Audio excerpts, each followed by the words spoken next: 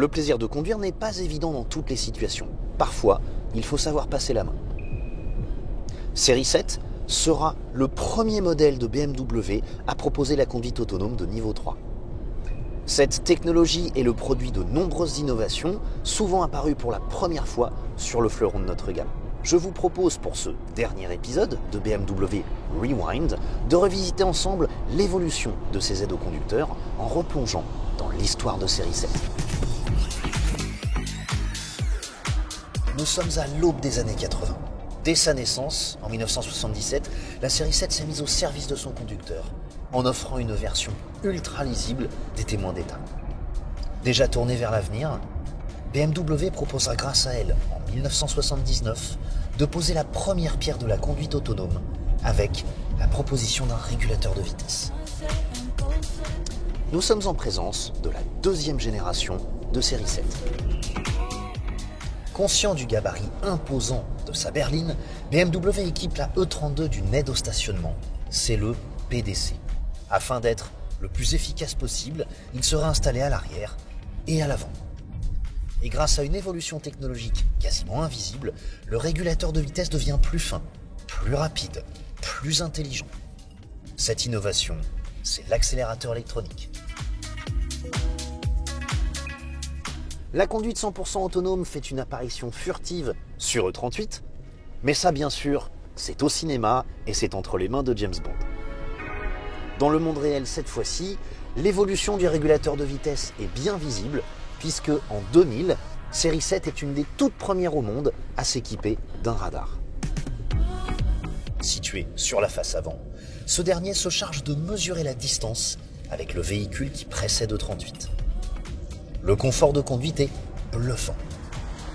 Le réglage se fait sur 3 niveaux de distance, déjà exceptionnels. En avançant à nouveau dans le temps, nous arrivons au début des années 2000. Dans sa recherche permanente d'assister son conducteur vers plus de confort, BMW va doter l'Active Cruise Control d'une nouvelle fonctionnalité. C'est la préprogrammation des vitesses de circulation. Il y a 7 vitesses possibles. Le radar avant est déjà dégivrant afin de pouvoir profiter de cette technologie, même par temps froid. La série 7 est une berline aux dimensions généreuses avec une distance de prestige conséquente. Afin d'aborder en toute sérénité les diverses évolutions délicates, la génération F01 proposait déjà en 2013 une top view à 360 degrés grâce aux nouvelles caméras situées dans les ailes avant. Ces dernières pouvaient également servir de caméra d'intersection. Au volant de cette série 7 G11, vous pouviez déjà vous détendre en utilisant le régulateur de vitesse actif jusqu'à l'arrêt complet du véhicule.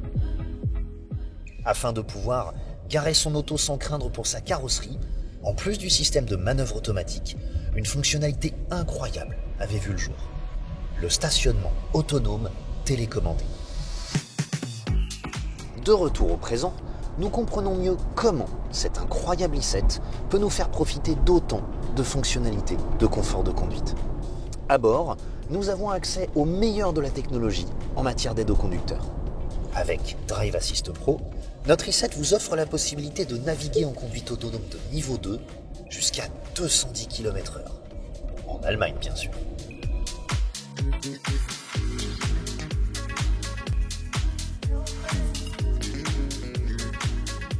Nous avions commencé ce film par un retour en arrière, eh bien ça devait être prémonitoire, car justement, i7 est capable toute seule de revenir sur ses pas pour vous sortir d'une situation difficile.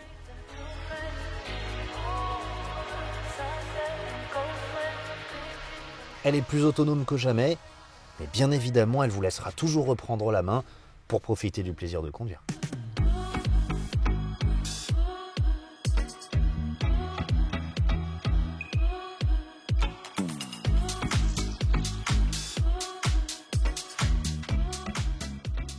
Après avoir profité à son bord d'un instant hors du temps, il est temps pour moi de la laisser. Mais sans vraiment la quitter.